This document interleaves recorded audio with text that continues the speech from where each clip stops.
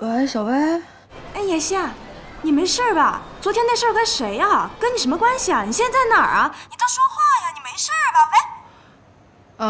喂。小薇，我突然又觉得自己有点晕，我先不跟你说了，等我好点再给你打電話啊。就這樣，拜拜。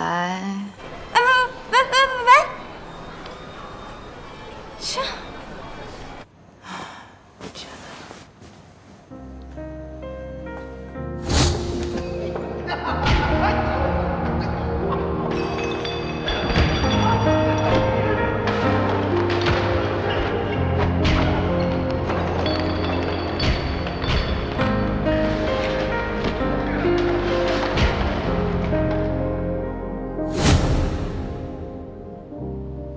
奶奶，其實有些事情我也不知道該不該說。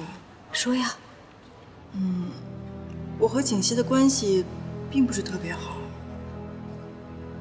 你跟他的關係不是特別好，為什麼？景熙這個孩子從小特別愛玩。你說我一個做表姐的能不說他嗎？那時間長了，他就覺得我多管閒事，和我生氣唄。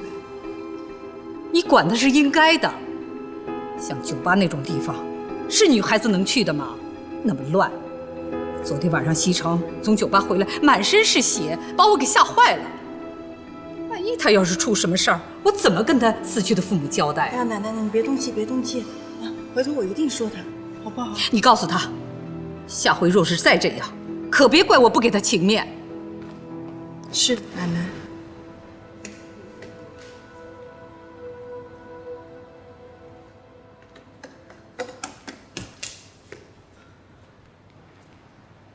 奶奶。我出去走走。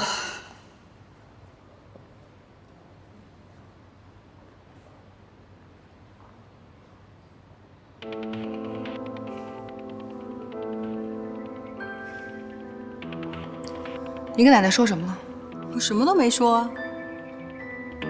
蘇妍希，我當初真是小看了你。你勾引男人有一手。